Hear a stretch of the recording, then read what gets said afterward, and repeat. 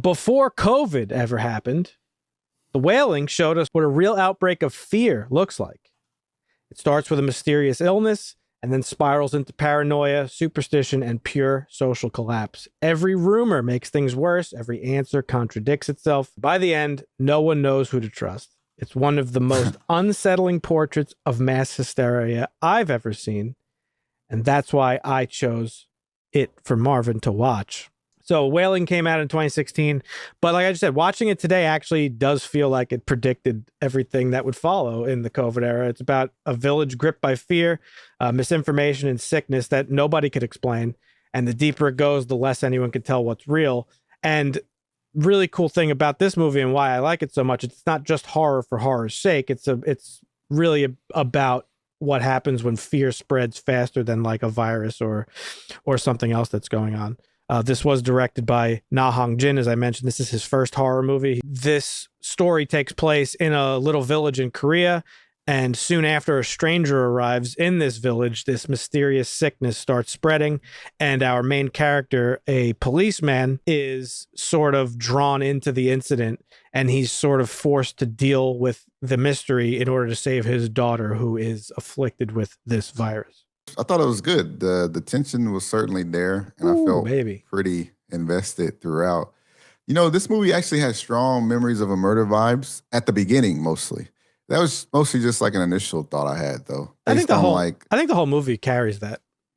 They definitely, I mean, the influence is definitely there, right? Like the mixing of comedy and horror throughout that, and then like the personalities of the two cops. There's some other stuff too. It's so like, they funny. definitely got super influenced from Memories of Murder. 100%. But it quickly became his own thing as the movie progressed. So yeah, I thought it was really good. Dusty, what about you? Have you seen this before, or is this your first time?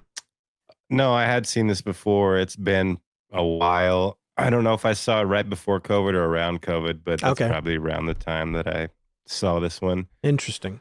But yeah, it's a great movie. Well directed, well written, well acted. Yeah, I don't know if it's just that the levity goes well with horror, I think, because if you're watching like a horror thriller mystery and it's all just tight strings at your seat the whole time, it's not that enjoyable. I mean, I guess it is for some people. Horror and comedy goes hand in hand.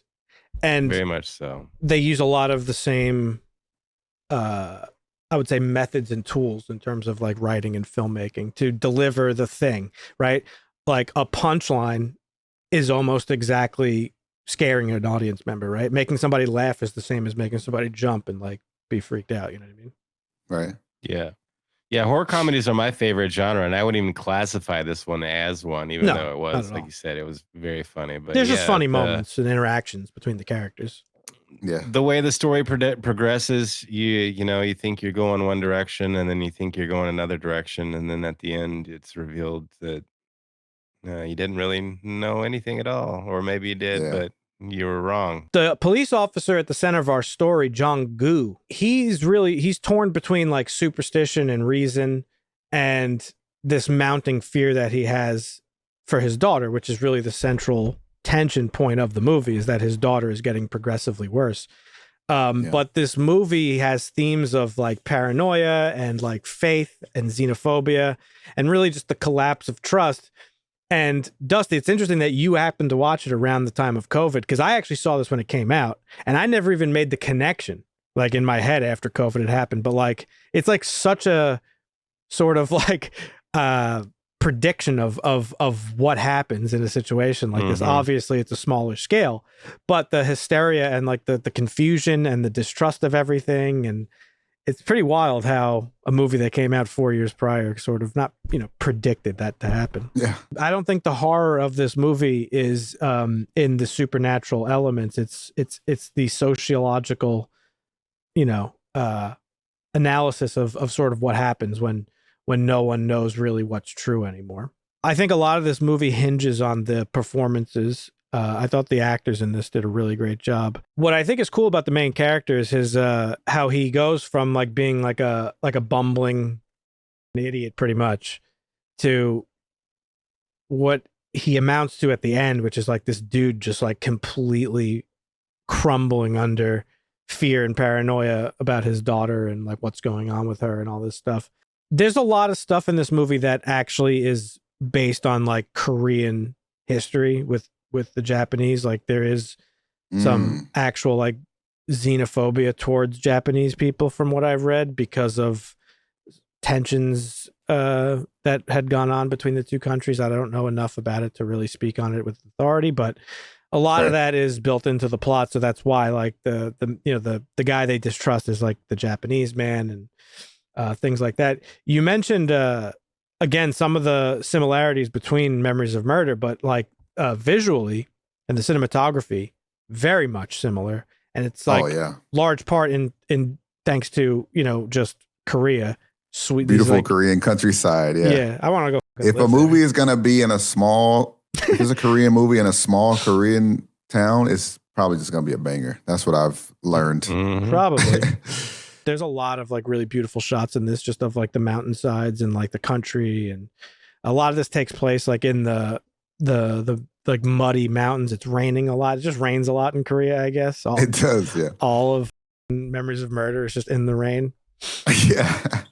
It adds to it. It adds to it in a way that wouldn't be the same without the rain, right? Like because it sets the vibe a little bit. Yeah, rain is like a spooky. Yeah, like a harbinger of bad things that are happening. Right, because it's like it's like your vision, like everything's it's dark usually. It's dirty and it's claustrophobic. It makes you like in this movie specifically, it makes you like feel the sickness almost. So what do you guys think of the pacing and the time? You guys are big time complainers. This is 2.5 hours. I feel like I don't know. It wasn't that noticeable. We kept getting different kind of twists and turns and stuff. So what about you? Didn't feel that bad to me. It left room for some things that I don't know were necessary for the film. So 2.5 hours is a little long. It probably could have got it done in 15, 20 minutes less. There's some stuff that was just, but other than that, I thought the pacing was pretty good. It was a little slow at times though. This is a very slow burn movie, which is because while the film is slow and we see it play out slow, it's not. It's rapid in what's happening in the town, like the spread of this virus and all the shit, the chaos that's going on. It does keep you on the edge of your seat quite a bit. It's a very it's a tiring movie, not because it's long, but because it's like mentally taxing, especially towards the end when like all this crazy shit's happening and you watch this seance or whatever the fuck he's doing that's just like loud and in your head for 20 minutes straight. Like it's a tiring movie, but not because of the length. That's one of its main, I think, strengths is how patient it is and how it does start to trickle out like what's going on, the stuff with his daughter. Like I don't know, it's like a very anxiety inducing movie in my opinion. For sure. Every revelation was like, oh, how could it even get any worse? It's insane. It did a really good job of misleading the audience as well as the characters. I was so confused. I had typed up a bunch of questions, but they were mostly all answered by the end, so I removed them. The only thing that they just cleared up later by the end of it, and I was like, no way, it was that all along, which is like, it's the old man first, and then they're like, oh wait, no, it's the woman in white. And then you feel like, oh, no, it was actually the old man all along. Before I knew it was the old man all along, I was like, I don't like this. This it felt like kind of forced how obvious, or like how obviously they made the old man seem. With like, he raped a woman. Why did he have all these pictures? All this weird stuff. It's got to be him. This movie thrives on chaos and ambiguity, right? Oh, we never really know whether the sickness is supernatural or psychological or social. We just know that it's happening. Like there is something infecting people that's causing them to rage out. I lean more on the supernatural side for sure, but I see what you're saying. Like it's like a virus-induced like psychosis or whatever. It deliberately traps both us and the character in that uncertainty and that fog of doubt, because you just don't know what's going on. And like bringing it back to like COVID, remember when COVID started happening and just like the whirlwind of misinformation and speculation and fear. And even today, we still don't know. People are still afraid of the vaccine. People are still don't think the vaccine was good, or people do think it was good and they argue with each other 4 or 5 years later. Like it's just, it's a craziness. And that is a weakness of, I guess, the human psyche, like how we turn to conspiracies and misinformation and stuff to sort of make sense of what's going on. I think the film does a pretty good job. I think we, the audience, are kind of, I mean, I was led to believe it's more supernatural than anything. When you put a rake in a dude's head, and even in most zombie movies, you'd think, like, well, that did it. He's dead. And he turns around and he's like, no, I'm still not done. You're fair. Like, okay, well, this is a little wild, but yeah. I mean, I don't know. I think people panic when we're afraid of what we don't understand, and there's so much we don't understand. So when you introduce like something like this into that mix, it magnifies our fears of everything else. So yeah, it's a great storytelling crutch. And where used well here. A very layered movie too, where that, turns into, they use xenophobia and he weaponizes like that cultural tension in this, but we saw that in real life too, of the xenophobia. Our president was calling it the China virus. Like, give me a fucking break. So like, you have China. The Other, as we've talked about in many movies, most recently 28 years later, is always, scarier and deadlier than the actual thing in the the story, whether it's the zombies or the disease or the virus or whatever. It's always the unknown, and the thing that is the thing that we fear the most. The other layer of this movie is the collapse of faith. These are obviously, it's a very religious culture, not just religious, but also like what I don't know what you would call folklore. It's not religion. They believe in this stuff, and that's what these characters sort of represent. There's the demon, and then there's the woman in white who may or may not be the village protector. Yeah. Right. And these are all part of like the folklore here, but there is the character of the priest who is consulted at one point. He becomes one of the bigger characters. There's the shaman, there's prophets. And in the movie, every belief system actually fails him in the end, because each one of them are all contradicting each other. And so he's just, that's true, sitting there just like, well, I don't know what the fuck to believe. So, holy shit. The shaman was in on it? Yes. Was he helping the demon the entire time? Like, what was or did he also get corrupted after the ritual failed? And then, that's my question. The movie opens up with the Japanese man putting a worm on 2 hooks, suggesting that it's 2 people fishing for souls, right? There is also a deleted ending that didn't make it to the final cut of the movie, where the shaman picks up the demon who's sitting on the side of a road. He picks him up in his car and they drive off. Oh shit! Wow. So the suggestion at the end of the movie is certainly that the demon is basically doing his thing, and the shaman is his sort of accomplice, like here on Earth or whatever.